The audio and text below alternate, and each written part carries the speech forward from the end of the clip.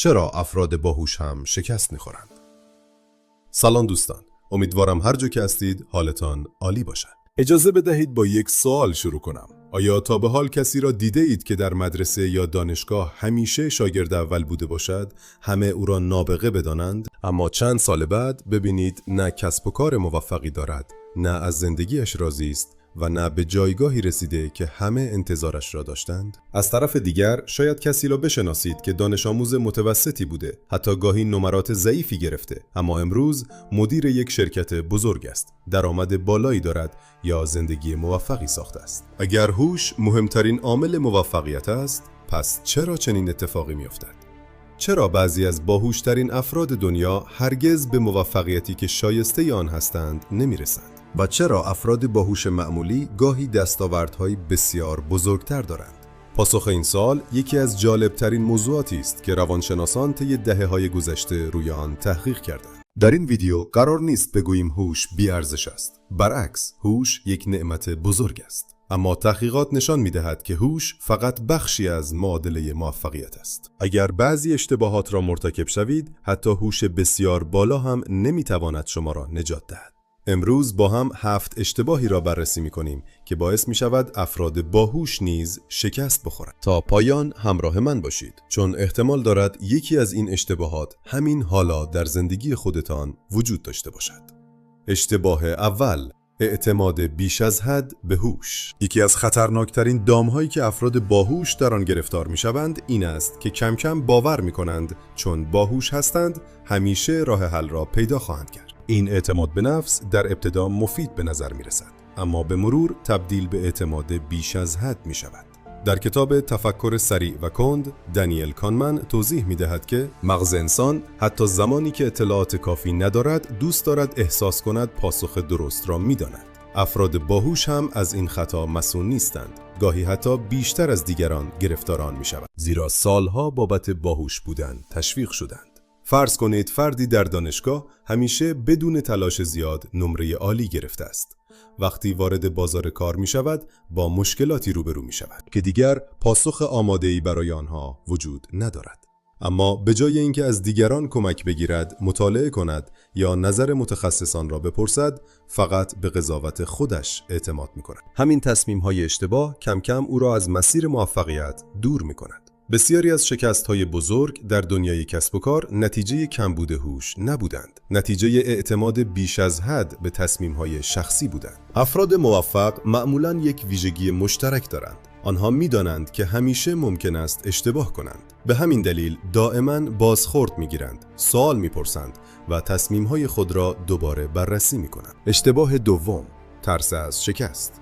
شاید عجیب باشد، اما تحقیقات کارول دوئک، نویسنده کتاب طرز فکر، نشان می‌دهد افرادی که از کودکی همیشه به خاطر باهوش بودن تحسین شده‌اند، بیشتر از دیگران از شکست می‌ترسند. چرا؟ زیرا شکست برای آنها فقط یک اشتباه نیست. شکست تهدیدی برای هویتشان است. اگر همیشه شنیده باشید تو نابغه‌ای، تو خیلی باهوشی، تو از همه بهتر هستی، کم کم ذهن شما این پیام را دریافت می کند که ارزش شما به باهوش بودن وابسته است.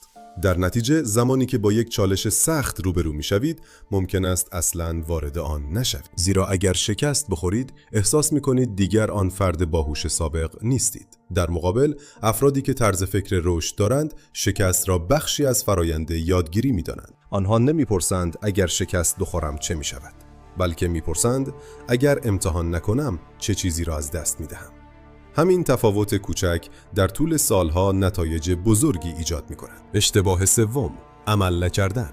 این شاید بزرگترین تفاوت میان افراد موفق و ناموفق باشد. خیلی از افراد باهوش ساعتها فکر می کنند، تحلیل می کنند، برنامه می نویسند، مزایا و معایب را بررسی می کنند، اما هیچ وقت شروع نمی کنند. در مقابل، فردی باهوش متوسط شاید اشتباهات بیشتری انجام دهد، اما هر روز یک قدم جلو می رود. جیمز کلیر در کتاب عادتهای اتمی می گوید موفقیت معمولاً نتیجه صدها پیشرفت کوچک است، نه یک تصمیم بزرگ. بعضی افراد آنقدر منتظر بهترین زمان میمانند که سالها میگذرد و هنوز اولین قدم را بر نداشتند.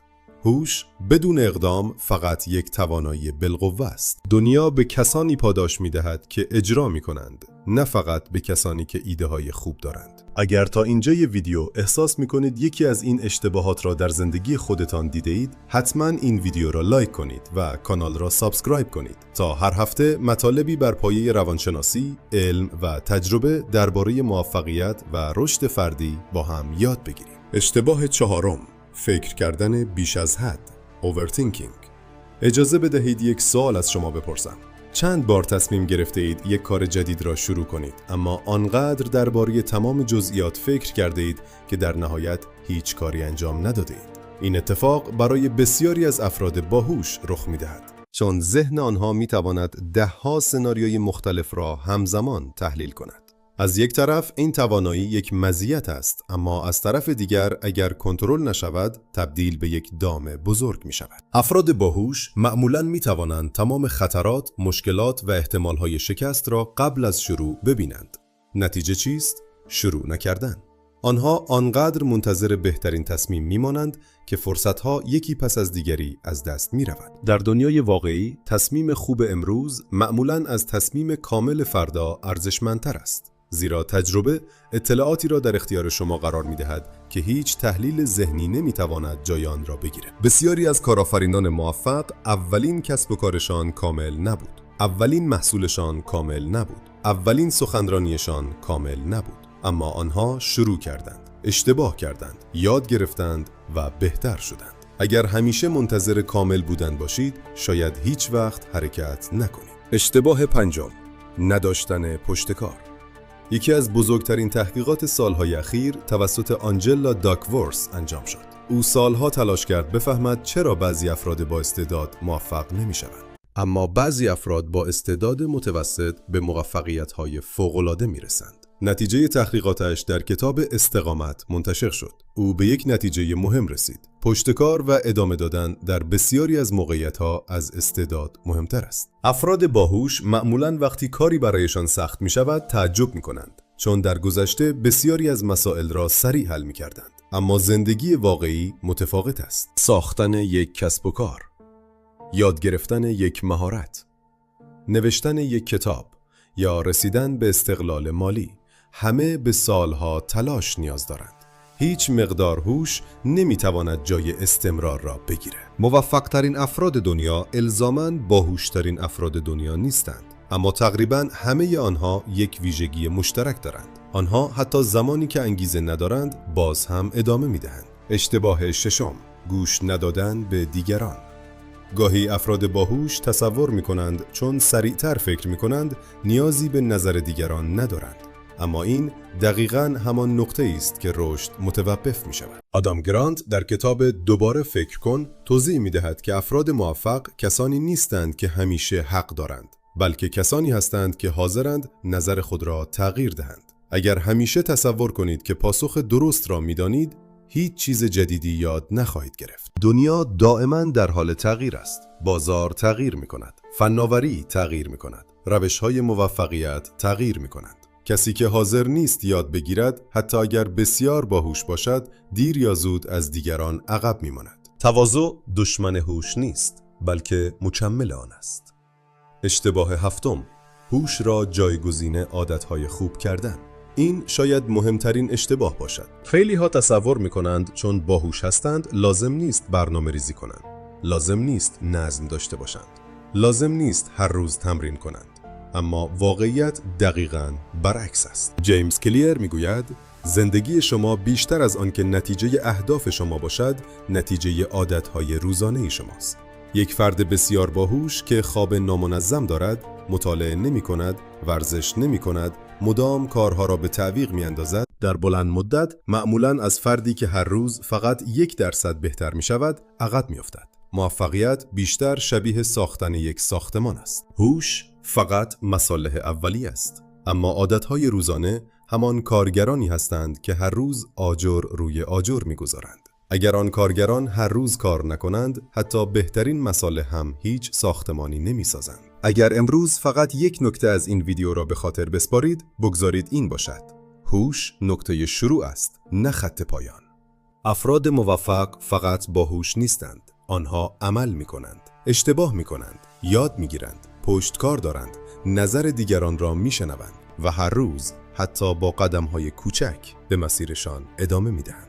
اگر احساس می‌کنید تاکنون بیش از حد منتظر زمان مناسب بوده اید، شاید امروز بهترین روز برای برداشتن اولین قدم باشد. لازم نیست کامل باشید، فقط کافی است حرکت کنید، چون در نهایت کسانی برنده میشوند که هرگز از یاد گرفتن و ادامه دادن دست نمیکشند. اگر از این ویدیو لذت بردید و دوست دارید هر هفته مطالبی بر پایه علم روانشناسی، تحقیقات معتبر و کتاب‌های پرفروش دنیا درباره موفقیت، رشد فردی و ذهنیت یاد بگیریم، حتما کانال معصومی افیشیل را سابسکرایب کنید. ویدیو را لایک کنید و آن را با دوستانتان به اشتراک بگذارید. در قسمت نظرات هم برای من بنویسید. به نظر شما کدام یک از این 7 اشتباه بیشتر باعث شکست افراد باهوش می شود؟ از اینکه تا پایان این ویدیو همراه من بودید صمیمانه سپاسگزارم. تا ویدیوی بعدی مراقب خودتان باشید و همیشه در مسیر یادگیری و رشد قدم بردارید. خدا نگهدار.